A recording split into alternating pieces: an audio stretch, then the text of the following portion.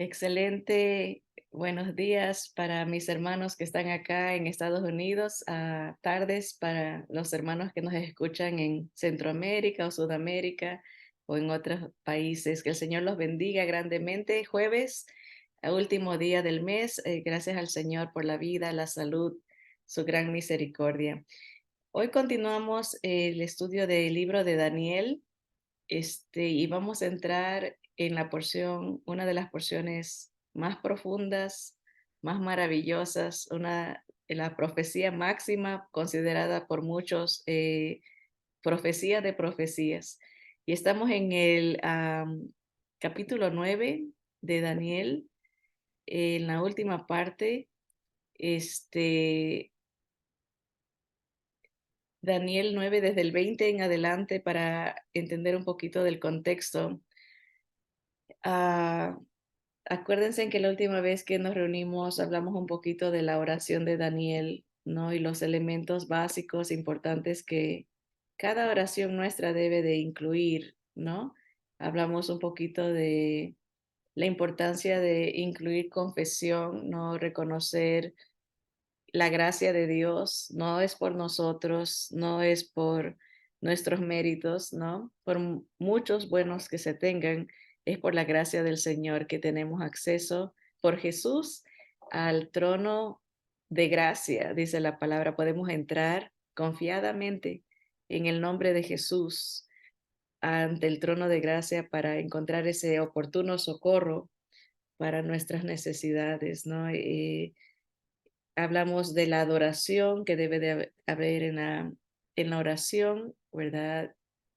Alabanza, ¿no? Reconocimiento por la grandeza de Dios, su sabiduría, sus atributos, ¿no? Tantos atributos del Señor, su bondad, su eternidad, ¿no? Es un Dios que no cambia, un Dios que está en todas partes, ¿no? Podemos confiar en Él en todo momento, en cualquier lugar, en cualquier circunstancia, ¿no? Hablamos también de que la oración debe de tener, obviamente, petición. Esto no hay que ni recordarlo, ¿no? Porque casi siempre es a lo primero que vamos, ¿no? A pedir y a pedir, ¿no? Y obviamente agradecimiento, ¿no? Por las cosas pequeñas, por las cosas grandes, por las cosas profundas y las superficiales, ¿no? Me recuerdo ahorita un hermano una vez, me llamó mucho la atención, era un trabajador y le dimos un caramelo y agarró el caramelo, el dulce, ¿no? Y a lo que lo agarró, dijo, gracias Señor por esta bendición, ¿no? Algo rico, un dulce en el nombre de Jesús, amén.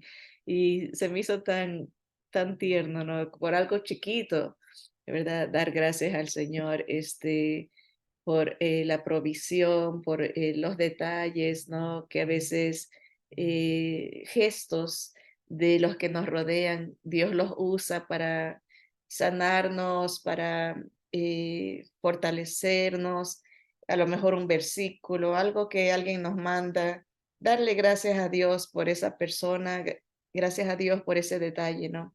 El agradecimiento no tiene que ser algo grande, puede ser algo pequeño. Así que eso fue lo que nos enfocamos la semana pasada, la oración de Daniel en el capítulo 9 de Daniel, tan hermosa oración, ¿no? Una oración humilde, una oración de dependencia, ¿no?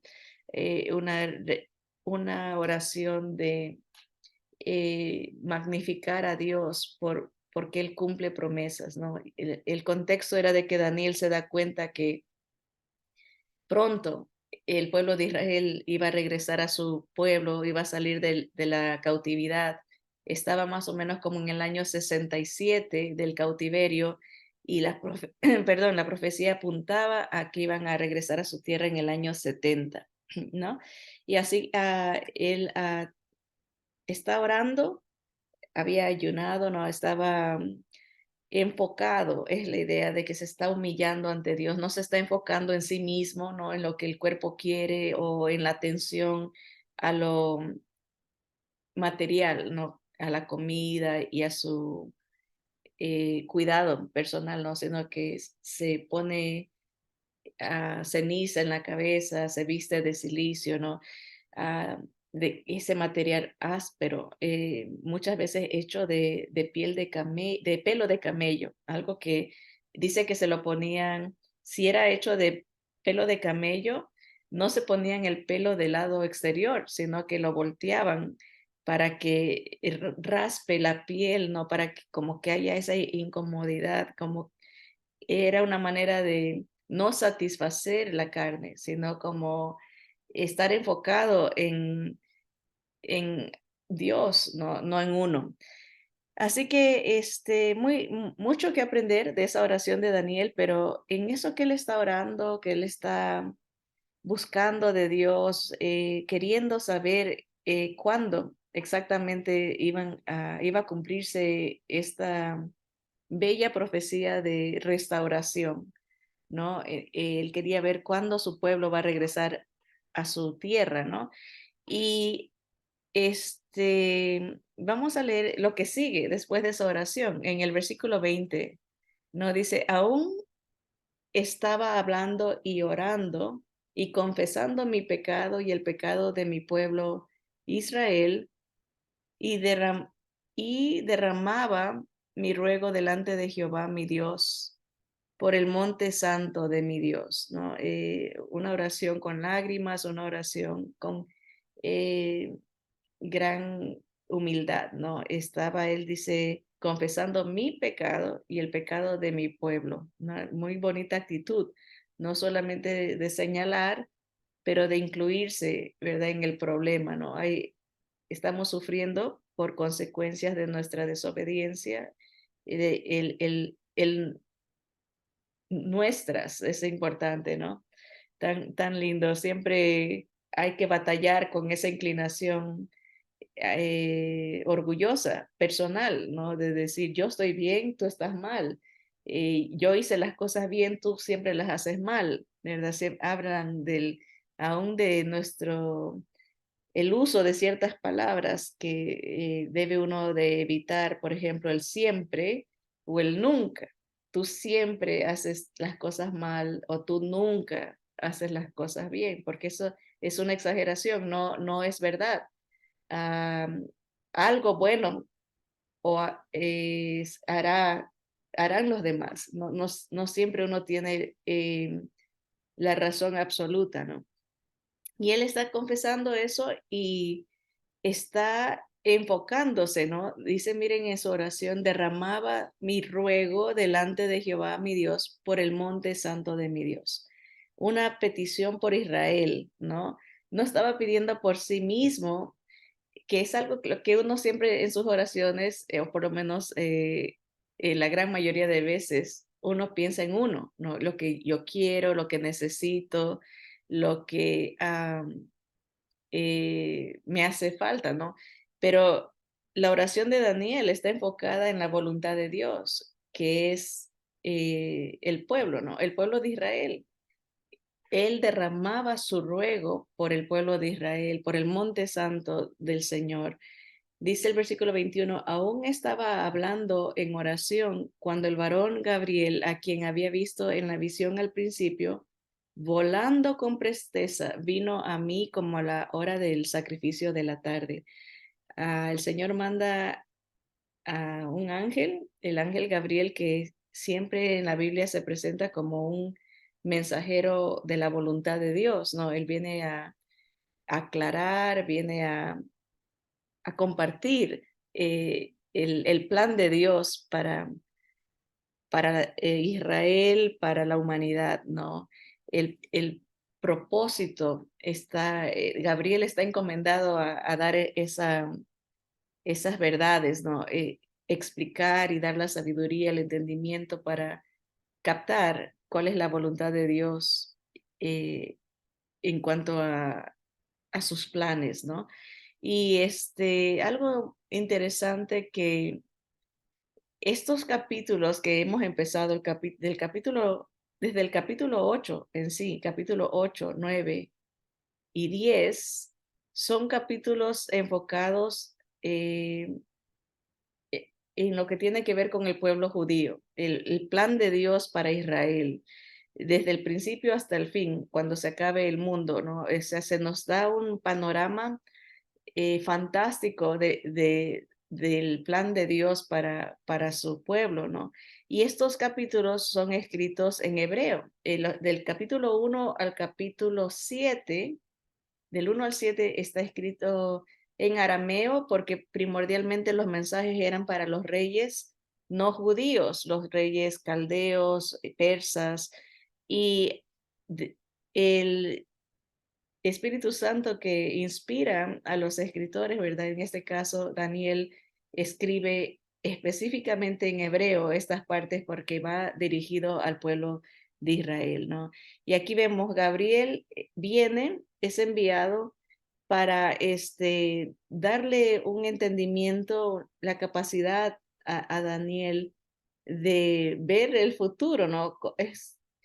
Para nosotros es fácil tal vez de ahora explicar y decir, bueno, esto significa aquello, porque estamos desde un punto a- adelantado, ¿no? En la historia.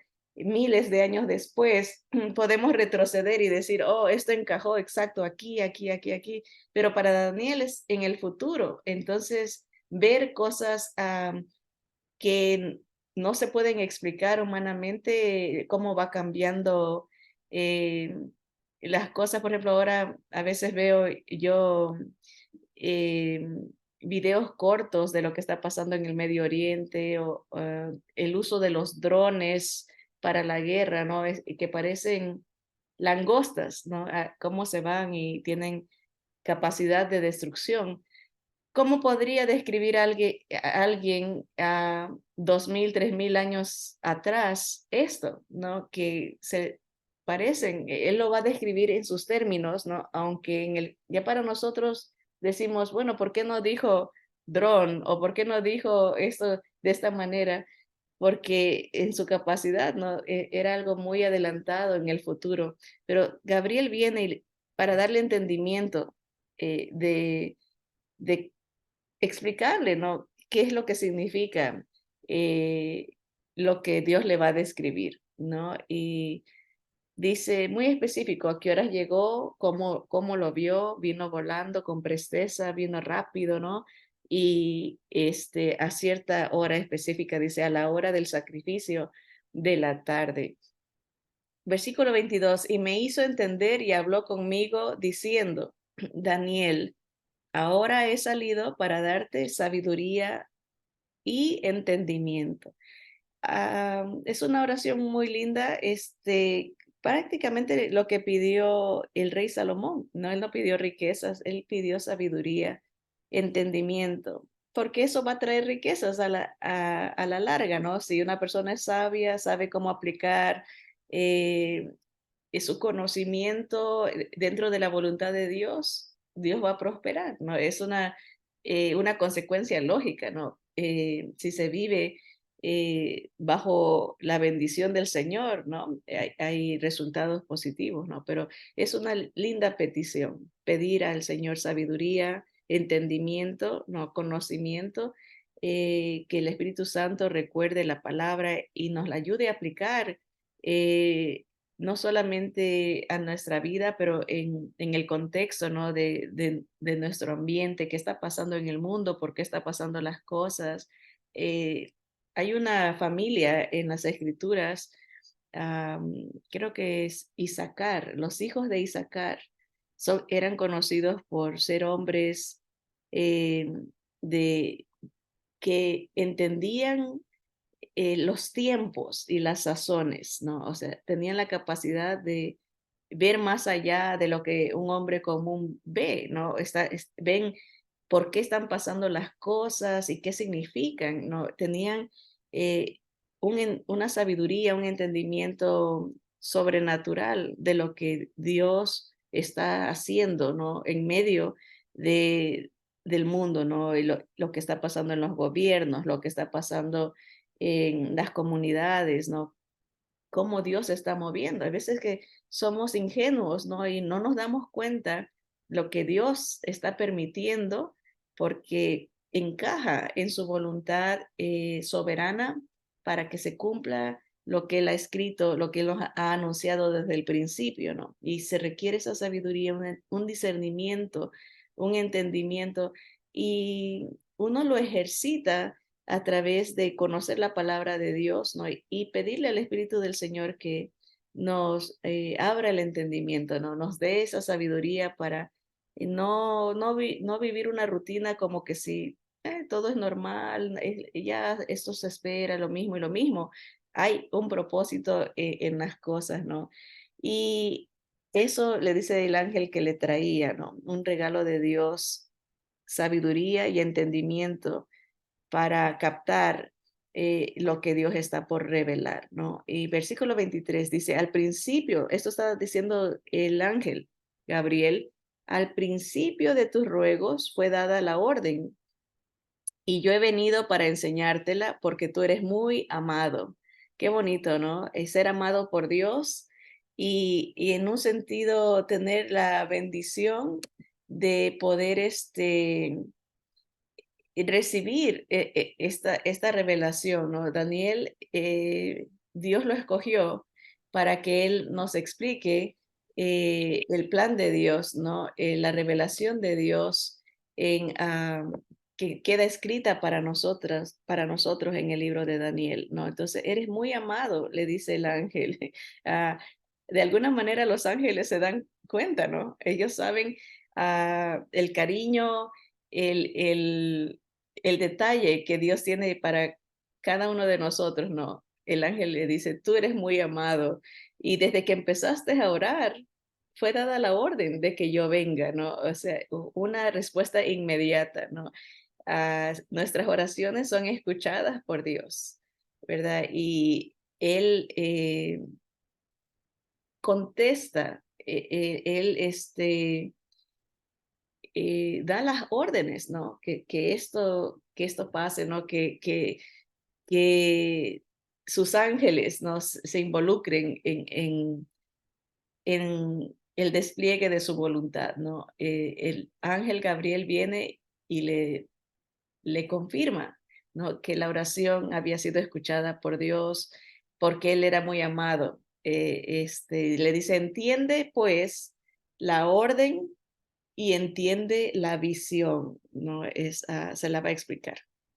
Así que desde el versículo 24 al 27 del capítulo 9 de Daniel, se nos narra, se nos describe la visión y abarca el tiempo desde que el pueblo de Israel regresa a su tierra en esta era, en esta época, y hasta el final de la historia de Israel, cómo va a acabar Israel en la historia de la humanidad, que el plan de Dios es revelado en estos pocos versículos. Por eso que esta porción se considera la profecía más completa en cuanto a Israel, ¿no? Desde su retorno después de la cautividad babilónica hasta la segunda venida del Señor Jesús como Mesías, Rey de Reyes para el pueblo, Salvador del pueblo de Israel, ¿no? Se completa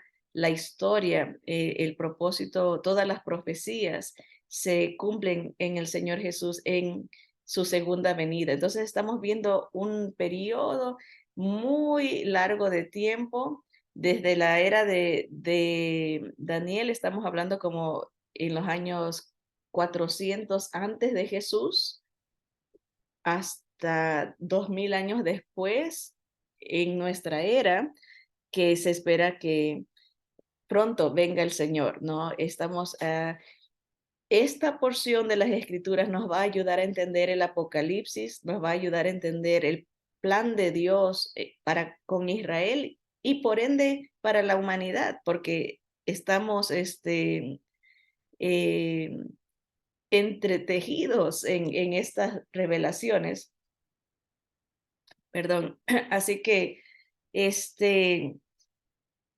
esta porción no se puede estudiar en 10, 15 minutos. Tenemos que ir y por lo tanto vamos a quedarnos un poquito eh, lentamente a ir analizando esta porción desde el versículo 24 al 27 de Daniel, que nos hablan de las profecías en cuanto a Israel, desde su retorno a, a su tierra en los tiempos de los reyes persas, medo-persas, hasta el retorno de nuestro Señor Jesús, ¿verdad? Así que aquí para los hermanos que están en el Zoom, les puse un panorama dibujado de las 70 semanas de Daniel. Así se llama esta profecía, la profecía de las 70 semanas de Daniel.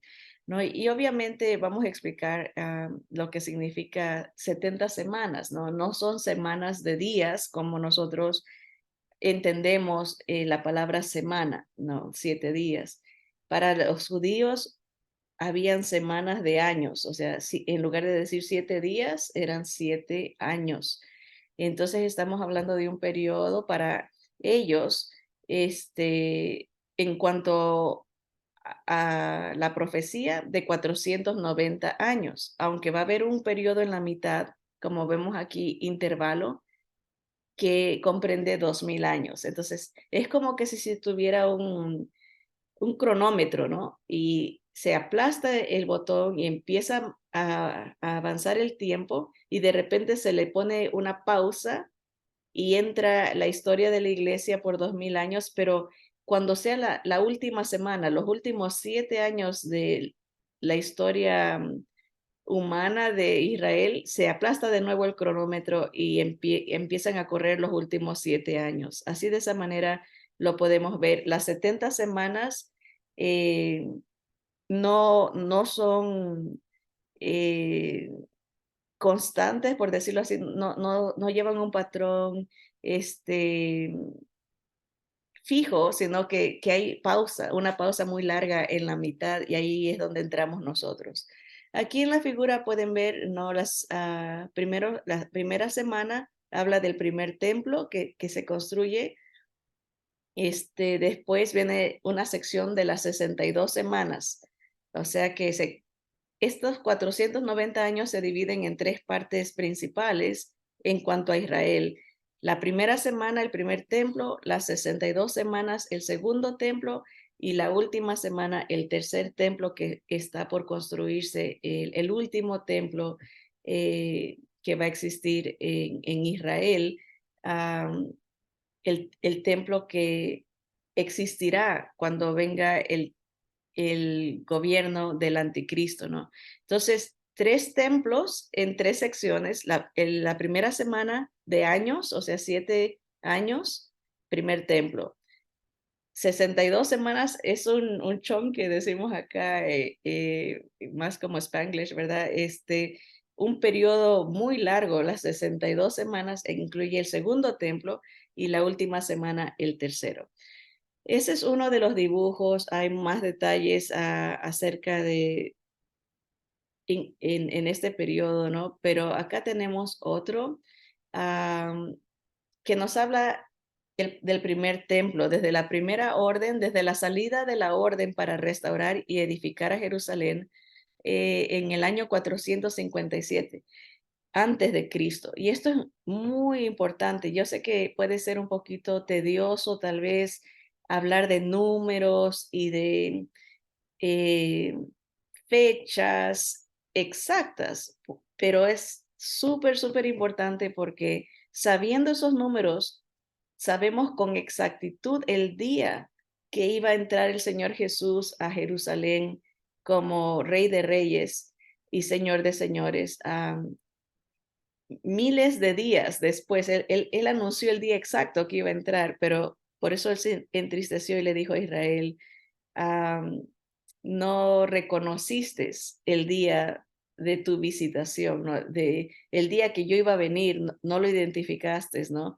Y profetiza, dice, confirmando esta profecía, diciendo, vas a ser pisoteada por los gentiles, ¿no? Pues en el tiempo de los gentiles se le permite al no judío eh, aplastar a Israel por un tiempo no específico que Dios permite por no haber reconocido el día de su visitación, el día específico. Por eso es importante, si a usted no le gusta mucho de los números y de fechas, tal vez esto se le haga un poquito complicado o tal vez no le llame la atención, pero vemos otros que nos encantan, ¿no? Los detalles de cuán específico es Dios. Estas profecías se están dando cientos de años, miles de años antes que se cumplan, miles. O sea, estaba proyectándose el Señor hasta más de 2000 años después y se cumplen con una exactitud maravillosa. Las profecías son algo que nos ayudan a confirmar la existencia de Dios, nos ayudan a confirmar la veracidad de la palabra de Dios, ¿no? No, ningún otro libro tiene esta característica de anunciar el futuro. Se calcula que casi 30% de la Biblia tiene anuncios del futuro, ¿no? Y ¿quién puede discutir con eso? Que se diga 300, 400, 700, 1500 años antes que pase y que se cumpla, habla de un ser supremo que conoce todo, ¿no? Que todo lo sabe. Así que nos anticipamos a quedarnos en esta porción algunas clases hasta que eh, abarquemos, ¿no? Todo lo que tiene que ver con las 70 semanas de las profecías de Daniel. Así que vamos a comenzar, el tiempo se nos va, esto prácticamente es una introducción a las 70 semanas. El versículo 24 de Daniel 9 dice, 70 semanas están determinadas sobre tu pueblo y sobre tu santa ciudad. Le están hablando a Daniel, obviamente Daniel, hebreo, judío, ¿verdad? Dice, estamos hablando de tu pueblo, de Israel, ¿no? Y de la ciudad santa, Jerusalén, ¿no? Es la ciudad que Dios ha escogido, ¿no? Desde donde va a reinar el Mesías, ¿no? Y dice 70 semanas. Así que vamos a ver un poquito de detalle aquí. 10 hechos de la profecía de las 70 semanas. Estos van a ser prácticamente nuestros puntos principales de los que vamos a hablar en esta porción. Número 1, se enfoca en los judíos y Jerusalén. Muy específico, el Señor le dice, 70 semanas están determinadas para tu pueblo y la ciudad santa, ¿no? No tiene que ver con los mayas, no tiene que ver con los incas, no tiene que ver con los europeos, es exclusivo una revelación acerca de Israel, el pueblo judío, ¿no? ¿Qué va a pasar con los judíos y con Jerusalén? Eso está en la segunda parte del versículo 24, ¿no? Número 2, dice, comprende un periodo de 490 años. Desde el versículo 24 dice 70 semanas, semanas de años, o sea, 7 años, 7 por 70, 490 años de revelación. Y acuérdense, no eh, seguido, ahorita no encuentro otra palabra, como no van a ser 400 años sistemáticos, ¿no? Así que desde el día que comienzas son 490 años y se acaba la historia de ellos, no. Es 490 años con un intervalo, con una pausa, con una interrupción de 2000 años en la mitad de las 69 semanas. En otras palabras, ya se han cumplido 69 semanas de esta profecía. Falta la última semana, ¿no? Que vienen a ser los últimos 7 años de la historia de la humanidad. Los últimos 7 años de la historia como nosotros la conocemos, ¿no? Con los gobiernos mundiales que existen, todo eso va a cambiar en los últimos 7, la semana 70. En otras palabras, acuérdense en que lo que se conoce como el rapto, la aparición del Señor Jesús para llevarse a su iglesia, es antes de que empiece esa última semana. Entonces ya no hay nada que falte para que el Señor nos lleve antes de que se desarrolle esta última semana de que se ha denominado como la semana de la gran tribulación sobre la tierra, ¿no? Entonces, hay muchos detalles que encajan de esta revelación con el libro de Apocalipsis, ¿ok? Vamos a hablar un poquito de el punto 2. El punto 1 es que esto es una explicación directa del destino final de Israel, de los judíos. Punto número 2, 7 es una palabra que describe una unidad de 7, o sea, no quiere decir eh, es una unidad, no solamente es un número, sino comprende más que decir, por ejemplo, 7 días. Ellos dicen, ¿no? O 7 semanas. Está hablando más de un periodo de tiempo. En este caso son 7 años. Algo interesante que esto le tomó a un hermano teólogo descubrir las fechas exactas era porque antes de él, todos los eruditos usaban el calendario gregoriano, que es el que nosotros tenemos de un año con 365 días.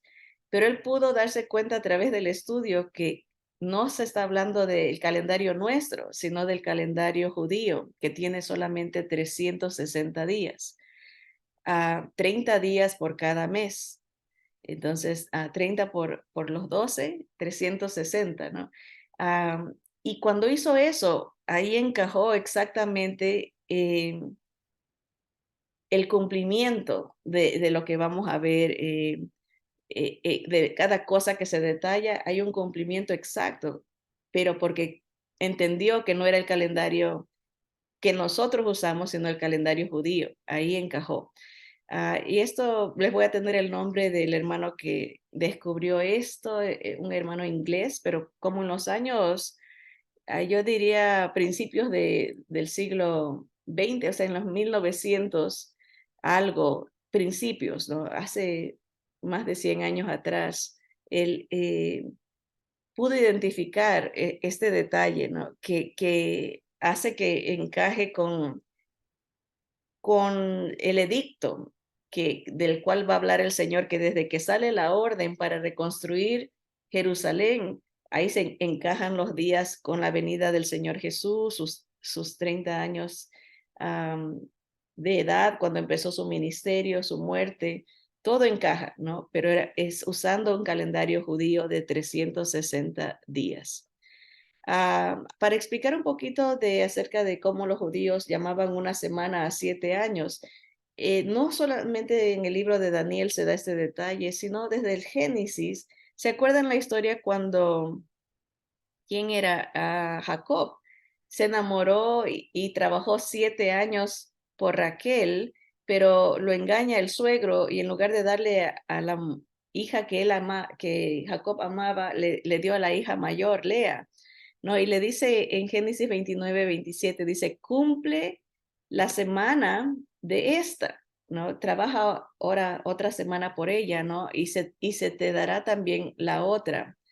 Dice, por el servicio que hagas conmigo, otros 7 años. Ahí está esa culturalmente como ellos veían hablar de una semana era 7 años. Le está diciendo, yo te di a mi hija mayor porque esa es nuestra costumbre, que no se puede casar la menor primero que la mayor, pero trabaja otra semana eh, por ella, ¿no? Y sírveme estos 7 años que vienen. Y él lo hizo porque la amaba tanto que dice que se le hicieron los años como días, no le pesó el trabajar por ella tantos años, serían un total de 14 años.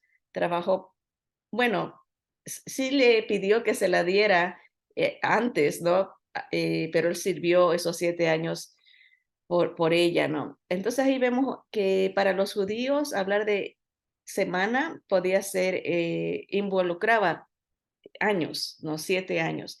También en el libro de Apocalipsis se nos da el uso de los 360 días del calendario judío en lugar de los 365 como nosotros. Apocalipsis 11 2 y 3 se nos dice, pero el patio que está fuera del templo, déjalo aparte y no lo midas, porque ha sido entregado a los gentiles, y ellos hollarán la ciudad santa 42 meses.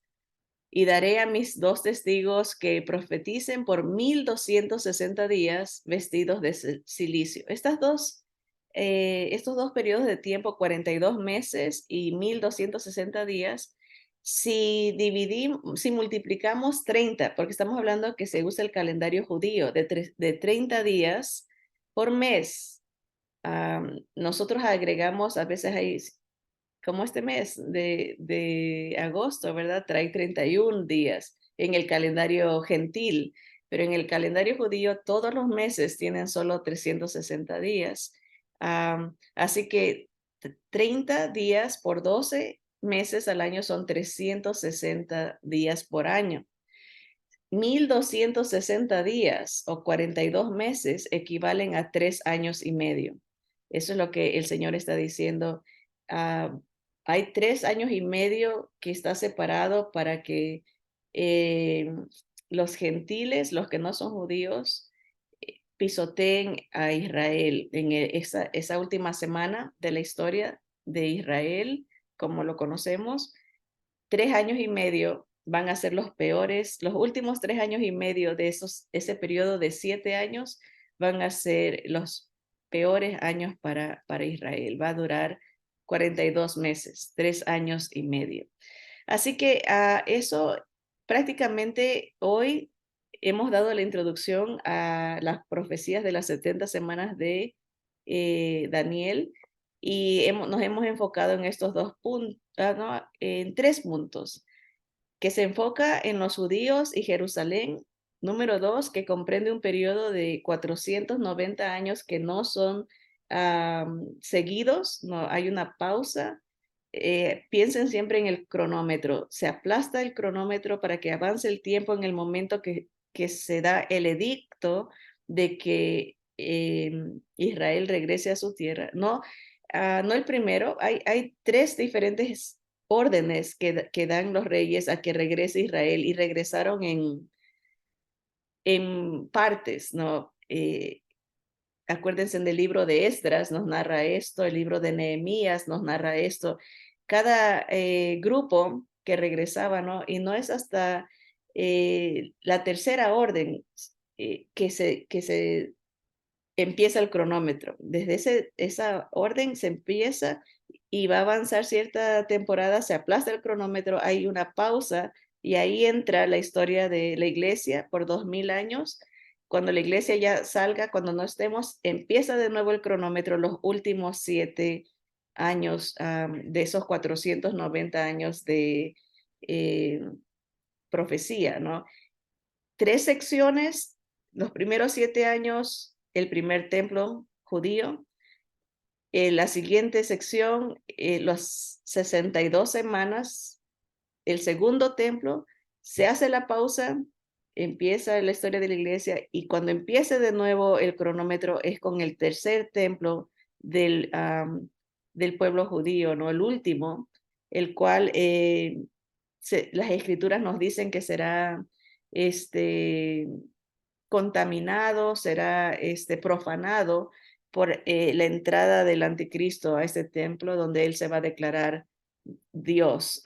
Así que hay muchas, la palabra nunca se contradice y lo que hace es confirmar. Esta es como la profecía principal de la cual se van a derivar y van a confirmar los libros, los otros profetas, confirman el panorama que se nos está dando aquí en en estos pocos versículos, bastante profundos, pero por eso Daniel necesitaba que el ángel le explique, que el ángel le dé la sabiduría, ¿verdad? El entendimiento que necesitaba, ¿verdad?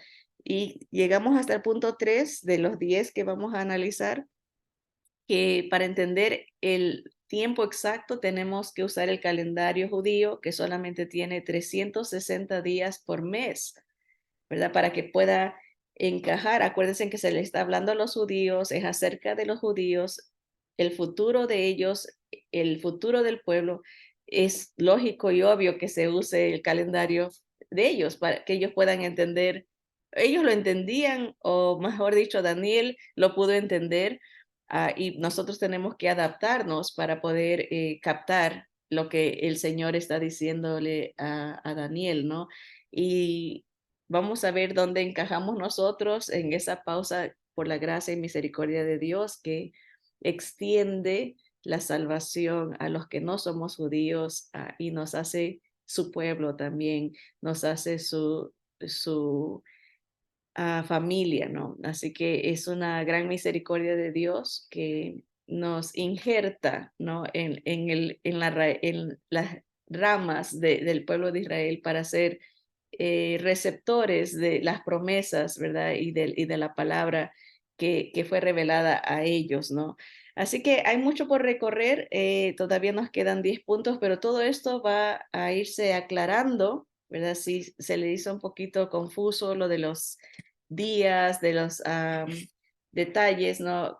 Vamos a ir reiterando y resumiendo cada clase.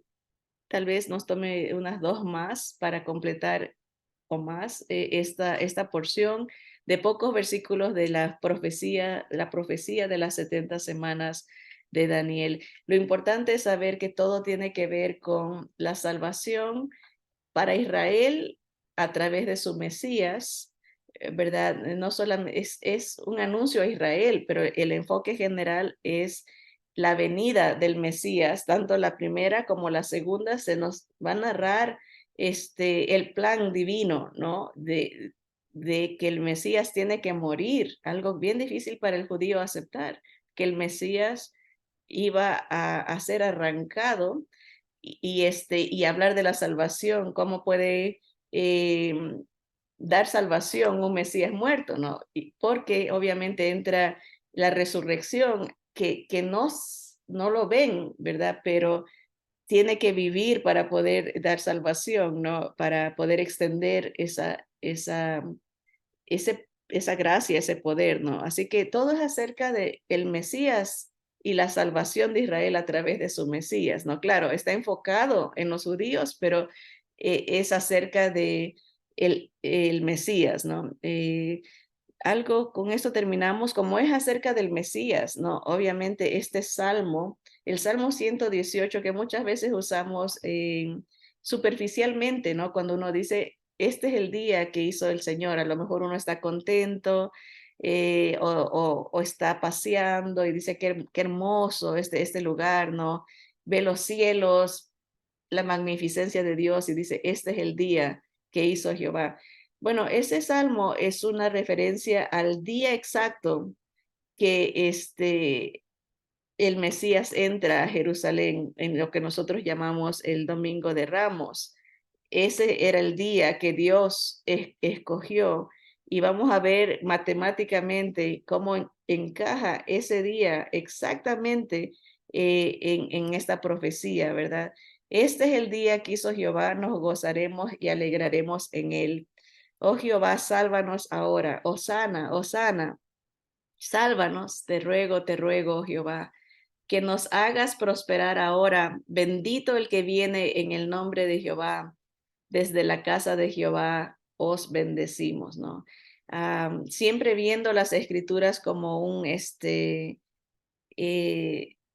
una revelación del plan de Dios en su Hijo, ¿no? En el Mesías, nuestro Señor Jesús. Así que vamos a anticiparnos, a estar emocionados de poder encontrar a nuestro Señor en esta profecía tan profunda, tan hermosa, y analizar lo que falta de la profecía, ¿no? Estar atentos como los hijos de Isaacar, sabiendo los tiempos, reconociendo que estamos cerca, ¿no? Que se cumpla la última semana que falta de esta profecía de las 70 semanas, ¿no? Ya 69 se cumplieron y estamos en el tiempo suplementario, como dicen en el fútbol, ¿no? Un tiempo extra, no hace falta nada para que el Señor pueda venir por nosotros, que somos la iglesia, la parte de la pausa antes que empiece el cronómetro otra vez, los últimos 7 años de esta profecía. Así que vamos a darle gracias al Señor porque es un Dios fiel, un Dios verdadero, un Dios que todo lo sabe y que nos anuncia el fin desde el principio, ¿no? Él, él no hace nada escondido, no nos revela, ¿no? Y por eso tenemos en el Apocalipsis la revelación del Hijo, ¿no? Se lo anuncia abiertamente el cumplimiento de todo lo que falta, ¿no? Así que vamos a orar y le doy gracias al Señor por su presencia, su sintonía. Como siempre es una gran bendición para mí poder compartir con cada uno de ustedes. Vamos a orar. Señor amado, te damos gracias. Gracias, Señor, por tu palabra. Gracias, Señor, por tu verdad. Gracias, Señor, por tu sabiduría, tu gran conocimiento, Señor. Tú eres Dios, todo lo sabes, todo lo puedes. Nosotros, Señor, somos finitos. Tú eres un Dios infinito.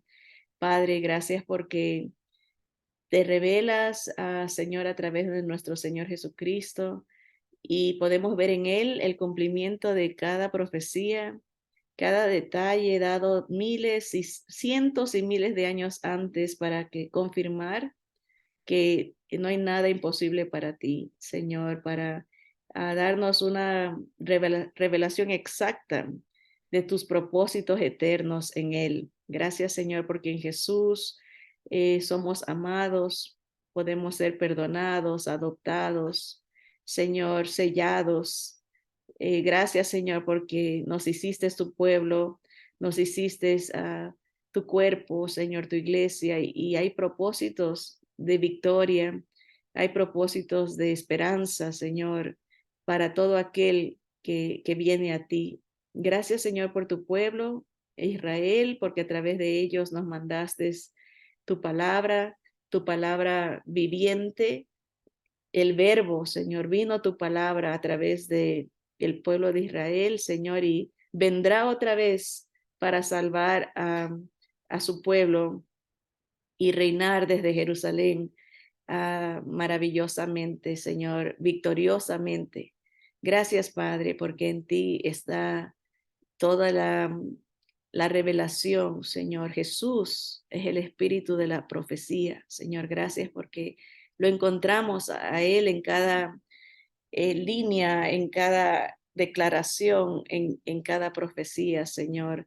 Danos entendimiento, abre nuestros ojos espirituales para ver tus propósitos eternos en Él. Es acerca de Él, la historia es acerca de Él, Señor, y el futuro es acerca de Él. Gracias porque estamos incluidos en ese futuro.